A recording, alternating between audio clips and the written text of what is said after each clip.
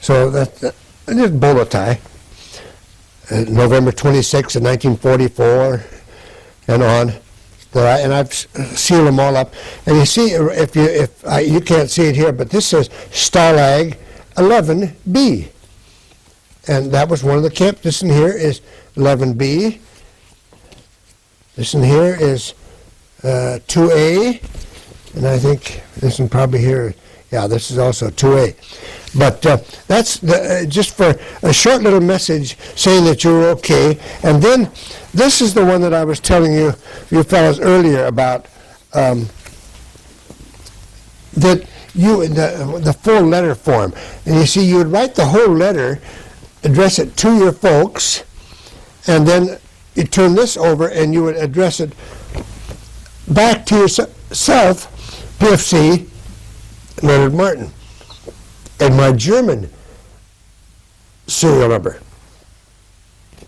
And then this side, see, and then you would fold it all up like this, and you'd put it together, and that would be the only way. And this was all handled through the Red Cross, that you would get these letters sent to your home. Well, this is one of the things I wanted to show you.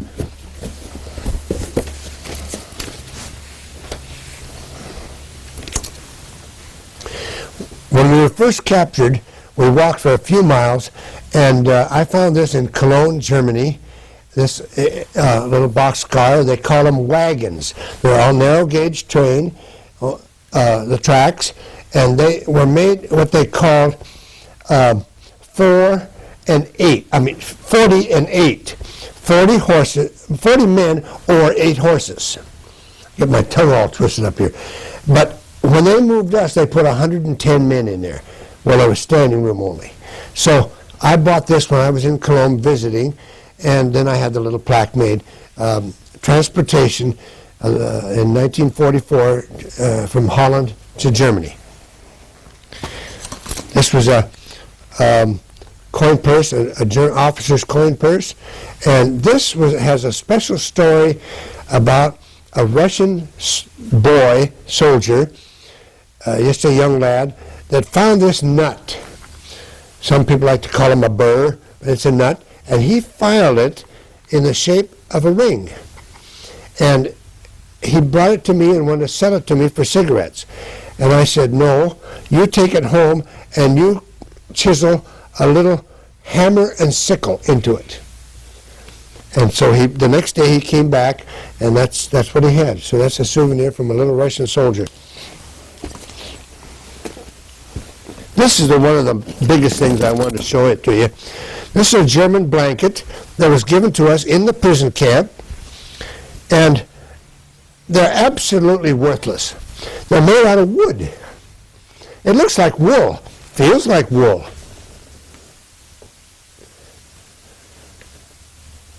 But the way we accomplished But it doesn't keep you warm. Doesn't keep you warm a bit. And we laid on a mattress ticking, a straw, a big sack like full of straw, and so naturally that's where the fleas and the ticks started coming into. But we would bunk together, 2 guys, and put both blankets over you. And so that would help a little bit, because there was no heat in the barracks. A lot of guys, but maybe that would help a little bit. And then this was given to us by the Red Cross. And for those of you people who might see this ad now that are a little bit older, remember that America had matchbooks covers like this that had Uncle Sam saying, shh, a slip of the lip will sink a ship. Well, the Germans had the same thing. They had the shadow, I call it, painted on side of buildings, along the fences, and it says, psst. It's right there, psst. In other words, to tell you not to talk. This was given to us by Red Cross. This other one has a steel cover on it, given to me by my grandmother before I went over, and you would carry it right here, over your heart. Hopefully to protect you. One of the things, here's the scissors and the clippers that I was telling you about, that I cut hair, that I bartered through the barbed wire fence with the cigarettes that we got from the Red Cross parcel. And this was issued, everybody had some kind of a tin can or a cup or something, but this was issued to us by the Germans. And it's a little bit similar, although the U.S. forces had separate fork and spoon and knife, and they had theirs built like this. Well, when we went from one camp to another, they didn't want us to keep these. They want to keep them for people coming into the camp later. So I was bound and determined I was going to have something to eat with. So what I did, I put it in my shoe, right there. And I walked for 5 miles with that fork right there. Well, to say nothing of the sock, my foot wasn't in very good shape. But you had your... I had my fork and spoon to eat with. And then two other things here that I would like very much to show you is this cigarette. If I put fluid in it, probably would work from a soldier. And this is what I call the Swiss pocket knife, only there's no plastic or anything on the side of it. And it's just as good as the day that I got it. All that. And then this one here has a significant story to go with it. This little men's pocket knife. When we first started going into action, we run into fellows coming from the front line that we were relieving. And they said, well, wait till you get up front and you get 88 fever. Well, we scoffed at it. What do you mean, 88 fever? Well, you'll find out. The Germans had a cannon, 88 millimeter cannon.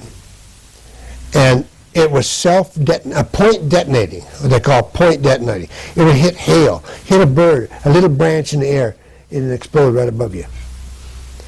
And so when I found this little pocket knife with an 88, I wanted, because remembering exactly how we felt when we got to the front and we started getting what the fellows were calling 88. It was treacherous because and they were faster than our M1 rifle.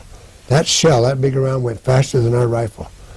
So that's about it. This is from Georgia, one of the big prison camps called